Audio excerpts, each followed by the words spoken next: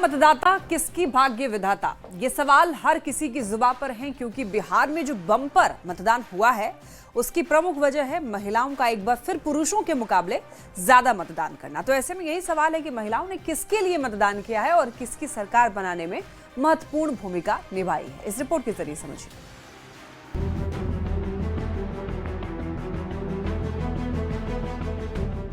यह है बिहार चुनाव की अद्भुत अविश्वसनीय तस्वीर। जहां तक नजर आती है वहां तक महिला मतदाता बूथ बूथ पर इसी तरह लंबी लंबी कतारों में लगी है और बिहार के भाग्य के लिए मतदान करने में जुटी है। किसी की उम्र 18 साल है तो किसी की 21 साल, कोई 51, 81 और किसी किसी की उम्र तो सैकड़े को पार कर चुकी है।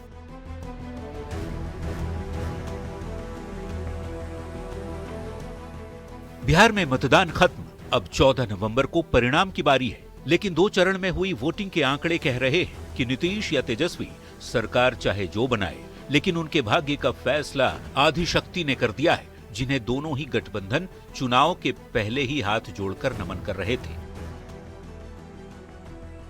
बिहार में 6 नवंबर को हुए पहले चरण के मतदान में महिलाओं ने 69.04% मतदान किया था, तो दूसरे चरण में बिहार के इतिहास का सबसे ज्यादा मतदान 74.03%। महिलाओं की संख्या पुरुषों के मुकाबले कहीं ज्यादा थी। पहले चरण में 61.56% पुरुष मतदाता मतदान केंद्र तक पहुंचे, तो दूसरे चरण में 64.1%।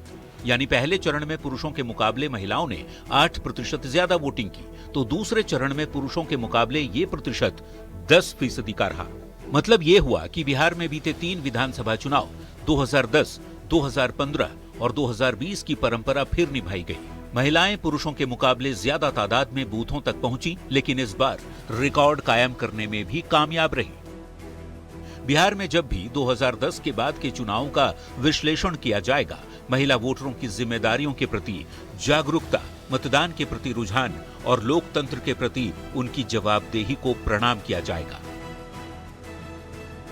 किस्से कहानियों में सुनेगा भारत कि जब बिहार बदल रहा था तो बदलाव की सबसे बड़ी वजह थी आधी आबादी यानी नारी शक्ति, माताएं, बहनें और बुजुर्ग महिलाएं।